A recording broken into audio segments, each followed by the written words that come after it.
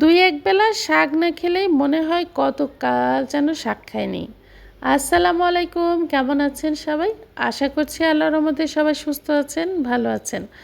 আমিও আলহামদুলিল্লাহ বেশ ভালো আছি। তো চলে আসলাম একটা খাবারের ভিডিও নিয়ে।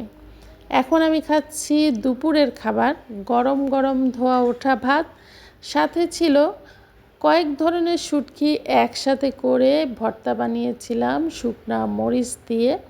তো সেই শুটকির ভর্তাটাই খুব মজা করে খেয়ে নিলাম। এরপরে এই যে কয়েক বেলা শাক না খেলেই বললাম না, শাক মানে যখন খেতে ইচ্ছা করে তখনই আমার খেতে ইচ্ছা করে এরকম। তো আজকে খাচ্ছি সবুজ শাক ডাঁটা সহ ভাজি করেছিলাম।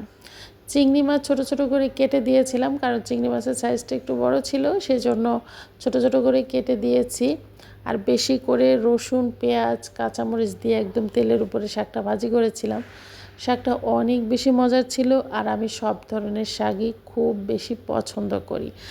তো আজকে কিন্তু আমার বেশ কয়েক রকমের তরকারি দিয়ে খাওয়া হচ্ছে, কারণ সকালের তরকারি ছিল কিছু, রাত্রের তরকারি ছিল কিছু, আবার এখনও রান্না করেছি কিছু, সব কিছু মিলায়ে কয়েক রকমের তরকারি হয়ে গেছে। তো এখন আমি যেটা খাচ্ছি এটা আমি সকালে করেছিলাম রুটি খাওয়ার জন্য, হাতে মেখে এই চচ্চড়িটা করেছিলাম। তো সেই চচ্চড়িটা দিয়েই এখন আবার ভাত খেয়ে নেব। এটা হচ্ছে রুটি খাওয়ার জন্য কেন বলছি, আমার বড় মেয়েটা খুবই পছন্দ করে হাতে মেখে এই চচ্চড়ি দিয়ে রুটি খেতে। আমিও করি, আমিও খাই। তো লাল আটার যে গ্রাম থেকে নিয়ে আসা রুটিগুলি না চচ্চড়ি দিয়ে খেতে অনেক বেশি ভালো লাগে। তো চচ্চড়ি আসলে আমার কাছে ভাত দিয়েও খেতে খুবই মজা লাগে, আর সব সময়ই আমার বাসায় ছোটো মাছের চচ্চড়িটা করা থাকে। টমেটো দিয়ে, আলু দিয়ে হাতে মেখে একদম পোড়া পোড়া করে কিন্তু আমি এই চচ্চড়িটা করি। তো খেতে অসম্ভব ভালো লাগে, আর ছোটো মাছ তো আসলে সবার কাছেই ভালো লাগে। তো খেয়ে নিলাম খুব মজা করে।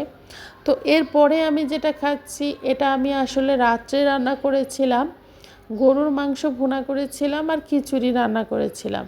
তো সেটাই ছিল। আমরা তো রান্না করলে আসলে একবারে সব শেষ হয়ে যায় না, আর যেহেতু আমার বাসায় লোকও তো কম, তো থেকেই যায়। সেই মাংসটাকে একটু ভাজা ভাজা করে নিয়েছি, আর গরুর মাংস ভাজা ভাজা করলে কিন্তু অসম্ভব ভালো লাগে, সেটা তো সবাই আসলে আমরা জানি। তো সে এখন মাংসটার ঝোলটা দিয়েই মনে হচ্ছে যে 2 প্লেট ভাত খাওয়া যাবে, এরকম মজা ছিল। তো মাংসটা গলেও গিয়েছিল কিন্তু খুব সুন্দর। তো এখন আমি মাংসটা দিয়ে খেয়ে নিচ্ছি খুব মজা করে। যাই হোক, আজকে একটু বেশি বেশি তরকারি দিয়ে বেশি বেশি ভাত খাওয়া হয়ে গেল। যখন তরকারি বেশি হয় তখন তো ভাত খাওয়া বেশি হবে, এটাই স্বাভাবিক। তো ব্যাপার না, সব দিনই তো আর একরকম হয় না, কখনো কখনো কমও খাই। তো সব মিলায় বেশ খুব মজা করে খেয়ে নিলাম। সবাই ভালো থাকবেন, সুস্থ থাকবেন। দেখা হবে পরবর্তী অন্য কোনো ভিডিওতে। আর ভিডিওটা কে কোন জায়গা থেকে দেখছেন অবশ্যই কিন্তু জানাতে একদমই ভুলবেন না। আর আমার কোন খাবারটা সবচেয়ে বেশি ভালো ছিল সেটাও অবশ্যই জানাতে একদমই ভুলবেন না। আর সবাই সে পর্যন্ত ভালো থাকবেন, সুস্থ থাকবেন। আল্লাহ হাফেজ।